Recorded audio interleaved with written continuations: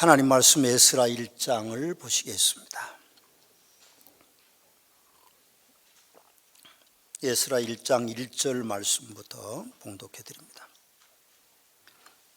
바사왕 고레스 원년에 여호와께서 예레미야의 입을 통하여 하신 말씀을 이루게 하시려고 바사왕 고레스의 마음을 감동시키심에 그가 온 나라에 공포도 하고 초소도 내려 이르되, 바사왕 고레스는 말하노니 하늘의 하나님 여호와께서 세상 모든 나라를 내게 주셨고 나에게 명령하사 유다 예루살렘의 성전을 건축하라 하셨나니 이스라엘의 하나님은 참신이시라. 너희 중에 그의 백성된 자는 다 유다 예루살렘으로 올라가서 이스라엘 하나님 여호와의 성전을 건축하라. 그는 예루살렘에 계신 하나님이시니라. 그 남아있는 백성이 어느 곳에 머물러 살든지 그곳 사람들이 마땅히 은과 금과 그 밖의 물건과 짐승으로 도와주고 그 외에도 예루살렘에 세울 하나님의 성전을 위하여 예물을 기쁘게 드릴지니라 하였더라. 아멘. 금년 1월부터 4월까지는 느헤미야를 통하여서 은혜를 받았습니다. 금주부터는 에스라를 통하여서 약 11번의 주일 하나님 앞에 은혜를 받기를 원합니다. 설교하는 제가 여러분들에게 부탁드리고 싶은 것은 주중에 여러분들이 에스라를 읽으시고 묵상하고 오시라는 부탁을 드리고 싶습니다. 그런 의도는 설교 예고제를 시행하는 것입니다.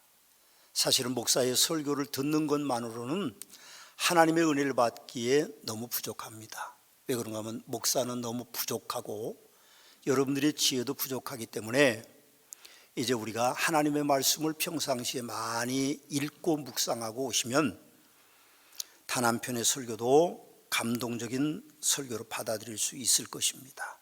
여러분, 우리는 지혜가 부족하기 때문에 하나님의 말씀으로 살아야 승리할 수 있습니다. 디모데후서에서는 디모데는 모든 성경은 하나님의 감동으로 된 것으로 교훈과 책망과 바르게 함과 의로 교육하기에 유익하다 그랬습니다. 그래서 우리의 삶의 모든 영역들은 하나님께서 주관하시기 때문에 하나님의 말씀대로 우리가 살아간다고 하면 하나님이 우리에게 놀라운 축복을 주실 겁니다.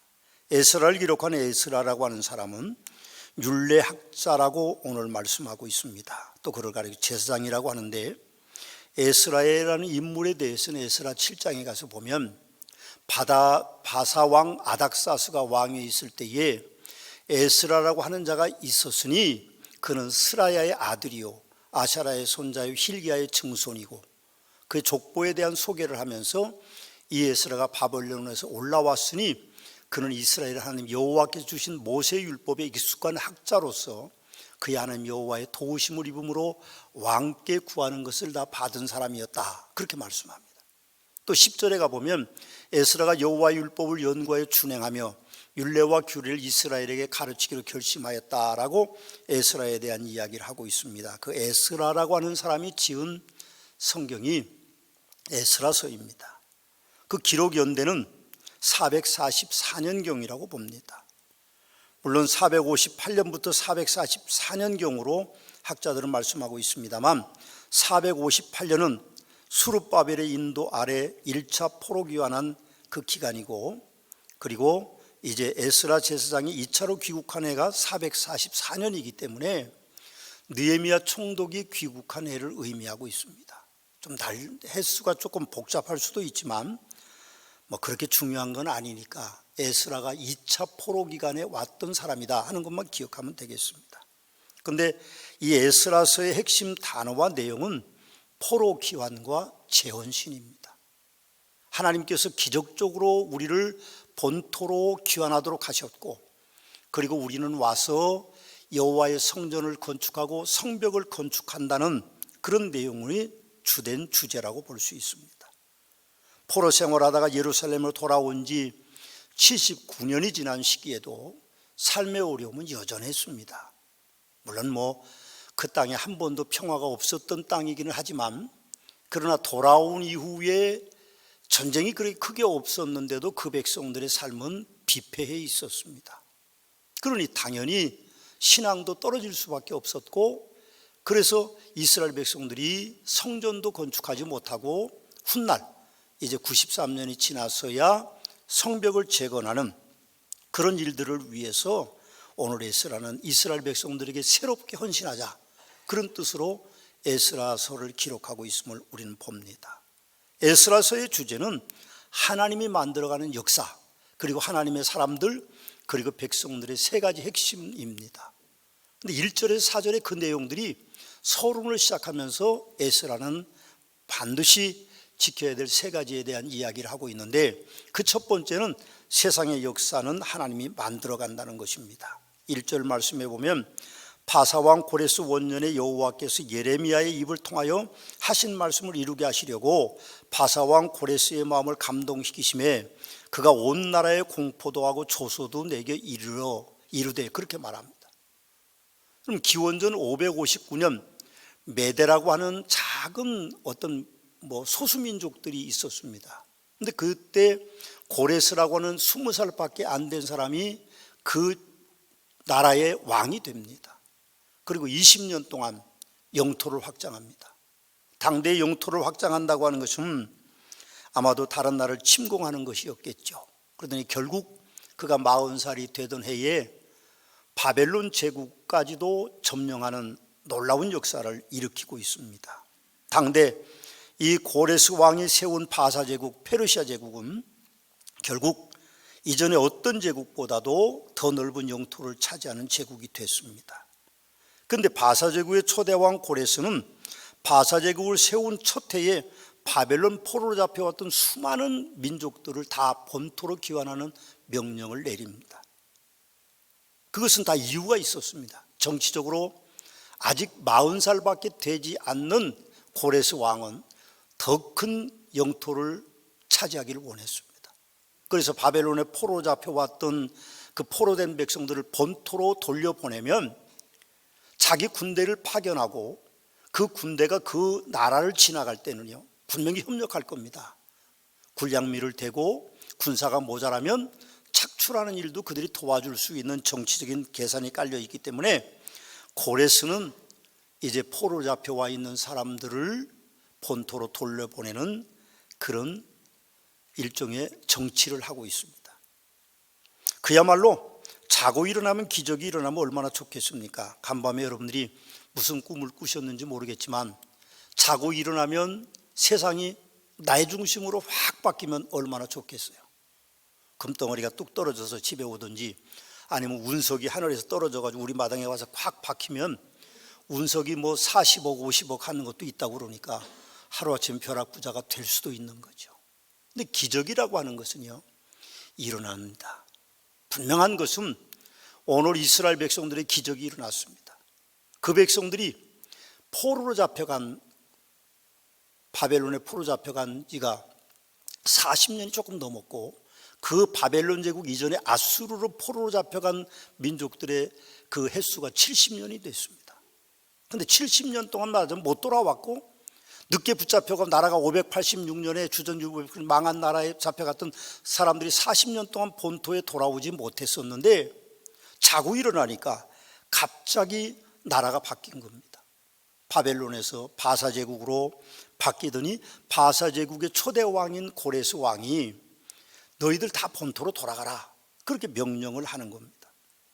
그러면서 고레스 왕이 뭐라고 그러는가 하면 이스라엘의 하나님은 참신이시다, 그렇게 고백을 하면서 귀환하는 유대인들에게 그 남아있는 백성들이 물질로 돕고 짐승으로 돕고 여호와의 성전을 건축하라고 명령하면서 칙령을 또 하나 내리는데, 자기 그 바벨론 제국에 있던 창고지기에게 말하기를 금 접시 30개와 은 접시 1000개와 칼 29개와 금 대접이 30개와 그보다 못한 은 대접이 410개, 그 밖에 그릇이 1000개, 금은 그릇이 모두 5400개를 그 왕의 창고에서 내주면서 너희들이 본토로 돌아가서 여호와의 성전을 건축하라, 그런 칙령이 내려왔습니다. 이건 기적입니다. 꿈도 꿀 수 없었던 것이죠. 그래서 시편 기자는 지지난주에도 제가 말씀을 드렸으면 꿈꾸는 것 같았다, 그렇게 노래하고 있음을 우리는 봅니다. 이 기적 같은 일이 이루어진 것은요, 하나님이 하시는 일입니다. 이미 예레미야 선지자를 통하여서 하나님이 말씀하셨는데, 예레미야 선지자가 말씀하시길 예레미야 29장 10절과 그 예레미야 25장 11절에도 너희들이 반드시 70년 후에는 바벨론 땅에서 돌아올 것이다, 그렇게 예언해 놓고 있습니다. 그 예언이 이루어진 것이다, 그렇게 말합니다. 오늘 에스라서 바로 앞 페이지에 보면 역대하 36장이 기록되어 있는데 20절 말씀에도 보면 그 일은 하나님의 계획임을 설명하고 있습니다. 거기 보면 그렇게 되어 있습니다. 칼에서 살아남은 자를 그가 바빌론 사로잡혀가매 무리가 노예가 되어 바사 제국이 통치할 때까지 이루니라. 70년을 지냈으니 여호와께서 예레미야 입으로 하신 말씀이 이루어졌더라. 예레미야 입으로 하신 말씀을 이루시려고 여호와께서 고레스 왕의 마음을 감동시키심에 하나님의 신 여호와께서 세상 만국을 내게 주셨고 나에게 명령하 유다 예루살렘의 성전을 건축하라, 그렇게 명하셨다고, 그 예언을 이루셨다고 말씀하고 있음을 우리는 봅니다. 역사의 주인은 누구입니까? 사람이 아닙니다. 강한 왕이나 강한 지도력을 가진 사람이 역사의 주인이 아니라 하나님이 역사의 주인이십니다. 오늘 에스라서는요, 그걸 말씀하고 있는 겁니다. 우리의 삶의 역사 다 각각 다르겠지만 그 역사를 주관하시는 분은 누구십니까? 하나님이십니다. 내가 뭘 한다? 우리가 뭘 한다? 너희들이 뭘 한다? 우리나라가 뭘 한다? 그런 것이 아닙니다. 하나님이 역사의 주관자이십니다. 요즘 우리는 뉴스를 접할 때마다 안타까운 마음을 가지고 있습니다. 미얀마의 군사 독재 정권들이 쿠데타를 일으키고 있습니다. 우리와 가까운 나라죠. 우리 최필선 선교사, 우리 교회 출신 선교사님이 파송돼 있고, 그리고 그 땅에 많은 교회들이 지금 왕성하게 활동하고 있는 가운데 일어나는 일들이었습니다. 인도는 어떻습니까? 상상할 수 없는 사람들이 하루에 죽어나가고 있습니다. 뉴스를 보니까 그 나라에 그 나이가 많은 분이 나와서 이러다 나라가 망합니다. 우리나라 망합니다. 나라가 우리를 지켜주지 못하고 우리 지자체가 우리를 지켜주지 못하는데 하루에 30만 명씩 죽음을 맞습니다라고 말합니다. 우리는 알 수 없습니다. 그러나 역사의 주인은 하나님이신 것을 우리는 분명하게 믿으셔야 됩니다. 여러분 역사나 제 역사도 하나님이 주인이시기 때문에 우리가 원하는 대로 끌고 가는 것이 아니라, 갈 수 있는 것이 아니라 하나님이 우리를 이끌어 가신다는 사실이죠. 그분 앞에 딱 맡겨야 됩니다. 저는 목회를 40년 넘게 했습니다. 제가 몸부림친 적이 있었어요. 그러나 제가 몸부림칠 때 교회는 부흥하지 않았습니다. 제가 하나님 앞에 내놓고 마음의 평안을 가지고 그렇게 목회할 때에 하나님께서 우리 교회를 부흥시켜 주셨습니다. 저는 깨달았습니다. 역사는 내가 만들어가는 것이 아니라 하나님이 만들어 가시는 것이었습니다. 두 번째 에스라서의 주제는요, 하나님께서는 하나님의 선택된 사람을 통하여서 일하신다는 것입니다. 2절 3절 말씀을 봉독합니다. 바사왕 고레스는 말하노니 하늘의 하나님 여호와께서 세상 모든 나라를 내게 주셨고 나에게 명령하사 예루살렘의 성전을 건축하라 하셨나니 이스라엘 하나님 참신이시라. 너희 중에 그의 백성된 자는 다 유다 예루살렘으로 올라가서 이스라엘 하나님 여호와의 성전을 건축하라. 그는 예루살렘에 계신 하나님이시라. 그렇게 말씀하고 있습니다. 하나님을 참신이라고 하는 신앙의 고레스의 고백이 있습니다. 고레스 왕이 여호와 하나님을 믿는 사람이었을까요? 그렇게 생각할 수도 있습니다. 하나님의 종 고레스라는 표현도 성경에는 있습니다. 근데 성경의 학자들과 역사학자들은 그렇게 주장하지 않습니다.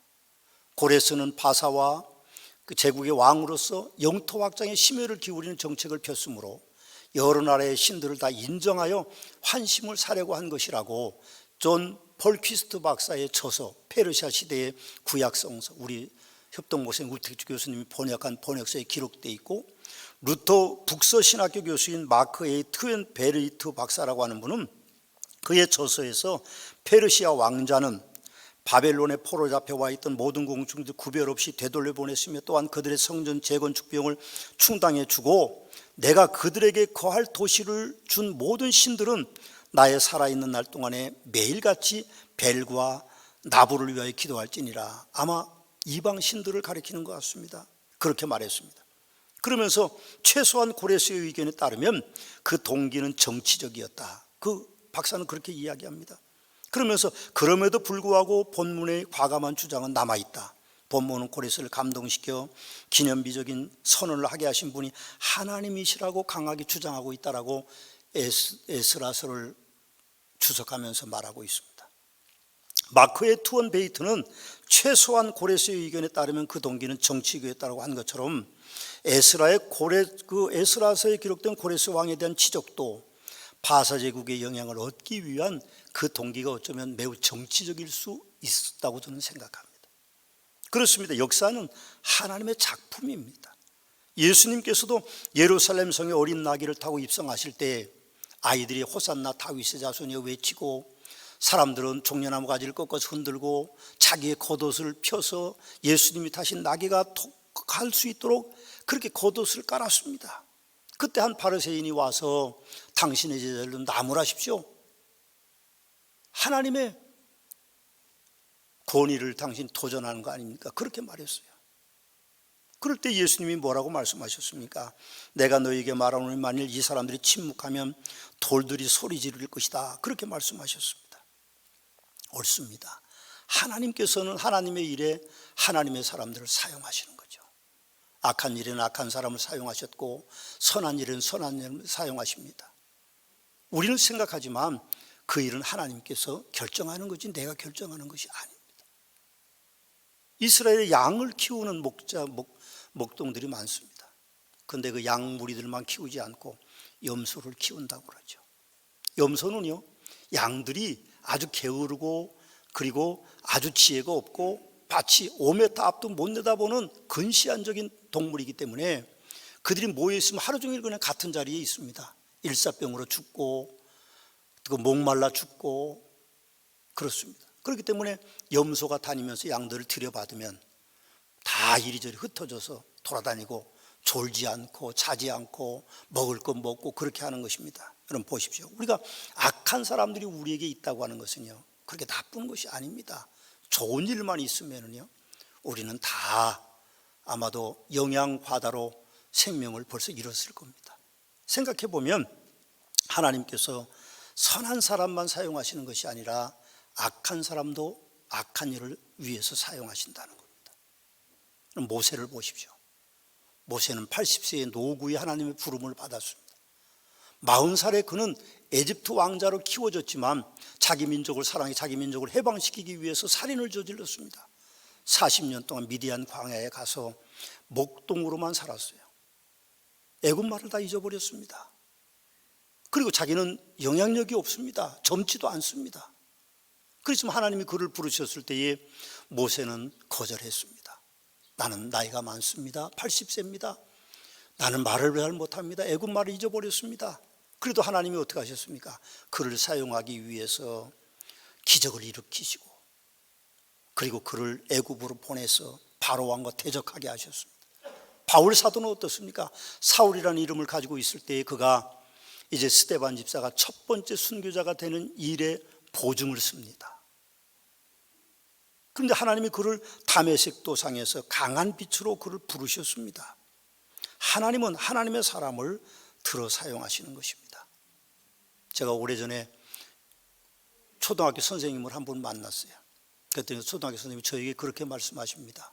목사님, 그래 왜요? 그러니까 이상한 거 있습니다. 뭐가 이상합니까? 그랬더니 아이들을 가르치면서 말썽 부리는 녀석들이 있대요. 그런데 꼭 말썽 부리는 애들 가운데에 학부모를 소환해서 물어보면 우리 아들은 목사 만들 거다 그렇게 얘기하는 애들이 많대요. 그 선생님이 하는 얘기가 공부 잘하고 착한 애들 목사 만든다고 그러면 이해가 가는데 저 말썽꾸러기를 목사 만든다고 그러니까 자기는 이해가 안 간다고 그럽니다. 제가 웃으면서 그랬습니다. 그 아이들의 미래가 어떻게 바뀔지는 모르지만 하나님이 선택하시는 겁니다. 저는 그렇게 생각했습니다. 여러분, 우리가 살면서 무수히 많은 것을 느끼지만 인생에 쉽게 되는 일은 하나도 없습니다. 다 어려워요. 남들은 쉽게 사는 것 같아도 남들은 다 어렵습니다. 참으로 사는 것이 힘든 것이 분명한 것이죠. 그러나 뒤돌아 살아온 그림자를 우리가 보면 하나님의 역사를 하나님이 만들어 가신다는 겁니다. 하나님이 우리를 쓰고 계신다는 거죠. 하나님이 우리를 사용하고 있습니다. 옳습니다. 분명한 것은 하나님은 합력하여 선을 이루시는 분이 분명하시기 때문에 우리는 그분의 합력하여 선을 이루는 일을 위해서 하나님이 부르실 때에 우리가 그 일을 감당해야 됩니다. 세 번째 에스라의 주제는요, 백성들의 책임을 강조하는 것입니다. 고레스 왕이 귀국을 명령하고 성전 건축을 명령했지만 유다인들은 성전을 건축하다가 난관에 부딪혀서 19년 동안 성전 건축을 멈추었습니다. 그리고 다시 건축하는 기간이 2년밖에 되지 않습니다. 그리고 2년 후에 성전을 봉헌했습니다. 그 일은 바사 제국의 2대 왕과 3대 왕이 명령할 때까지 건축하지 않았던 것을 말하는 것이죠. 그때 하나님이 보내신 학개 선지자가 그렇게 백성들에게 선포합니다. 이 성전이 황폐하였거늘 너희가 이때 편벽한 집에 거하는 것이 옳으냐? 너희는 산에 올라가서 나무를 가져다 성전을 건축하라. 그리하면 내가 그것으로 말미암아 기뻐하고 또 영광을 얻으리라. 그러면서 그들의 잘못을 나무랍니다. 너희가 많은 것을 바랐으나 도리어 적었고 너희가 그것을 집으로 가져갔으나 내가 불어버렸느니라. 나 만군의 여호와가 말하노라. 이것이 무슨 까닭이냐? 내 집은 황폐하였을 때 너희는 각기 자기의 집을 짓기 위하여 빨랐음이라고 그 백성들을 책망하면서 그 책임을 강조하고 계시는 것을 우리는 봅니다. 느헤미야서를 우리가 1월부터 4월까지 살펴봤습니다. 그들이 여호와의 성벽을 건축하지 못한 것이 142년, 약 142년 정도 됩니다. 이루지 못했습니다. 그런데 놀라운 것은요, 52일 만에 성벽을 재건합니다. 기적이죠. 기적입니다. 기적 중에 기적입니다. 그렇지만 이미 살펴본 대로 얼마나 많은 어려움을 극복하는 일들이 있었습니까? 책임이 있는 거죠. 느헤미야 총독이 외압을 받고 목숨을 해하는 위험 속에 빠져 있고, 그리고 우리가 17주 동안 살펴봤습니다만 반대하는 부류들이 생각나시죠? 이방인 산발랏, 도비야, 게셈, 그런 사람들이 있었지만 일부 유다 귀족들이 반대하고 반기를 들었고, 제사장들이 반기를 들었고, 선지자들이 거짓 예언하면서까지 그를 반기를 들었습니다. 그러나 52일 만에 여호와의 성벽이 완성되는 기적이 일어났습니다. 어쩌면 유다인들은 성전의 폐허의 터에서 희생제사를 드리는 추억으로만 만족했을 수도 있을 것입니다. 그리고 그들이 돌아와서 예루살렘에 살고 있는 것만으로도 만족했을 수도 있습니다. 그런지도 모르죠. 그러나 하나님께서는 본문 3절과 4절 말씀에 보면 그 백성된 자들은 다 여호와의 성전을 건축하는 일에 최원신하도록 요구하고 계시는 것을 우리는 봅니다. 하나님의 일에는요, 하나님의 백성은 누구라도 어느 곳에 살든지 마땅히 은과 금과 그 밖의 물건과 하나님의 성전을 위하여 기쁘게 예물을 드리라고 말씀하고 있습니다. 지금 우리의 상황과 아주 비슷합니다. 여러분, 코로나가 확산된 지난해 1월부터 지금 이 5월까지 1년 반 가까이 우리는 예배를 제대로 드리지 못했습니다. 자유롭게 드릴 수 없는 여러 여건들이 있었습니다. 대기업에서 직원들이 교회를 가지 못하게 압력을 넣고, 상사들이 압력을 넣습니다. 공무원도 그렇고 의료계에 봉사하는 분들도 계시고 교육계에 봉사하시는 분들도 책임을 묻겠다고 하니까 나오지를 못합니다. 자유롭게 예배를 드리지 못했습니다. 그렇지만 우리는 에스라 1장 4절 말씀처럼 그 남아있는 백성이 어느 곳에 머물러 살든지 그곳 사람들이 마땅히 은과 금과 그 밖의 물건과 짐승으로 도와주고 그 외에도 예루살렘에 세울 하나님의 성전을 위해 예물을 기쁘게 드릴지니라는 말씀처럼 우리가 하나님 앞에 순종할 필요성이 있습니다. 기적은 일어납니다. 사랑하는 성모학교 성도 여러분, 기적은 분명하게 일어납니다. 그러나 모든 사람에게 일어나는 것은 아니죠. 하나님이 기적의 주인공이십니다. 기적을 만드시는 분이십니다. 그리고 하나님의 일에 사용되는 사람들에게만 기적이 일어납니다. 기적은 분명히 하나님의 사람들이 삶의 최선을 다할 때 일어나는 것입니다. 저는 여러분 모두에게 기적이 일어나는 축복이 있어서 기적의 주인공이 다른 사람이 아니라 여러분들이 되시기를 주님의 이름으로 축원합니다. 기적은 일어납니다. 한번 옆에 분에게 그렇게 말씀해 주시죠. 기적은 일어납니다. 기적은 일어납니다. 당신에게도 기적이 일어나시기를 원합니다. 축복합니다. 그렇게 축복도 해주시죠. 기적이 일어나시기를 원합니다. 그렇게 해주시죠. 기도하시겠습니다.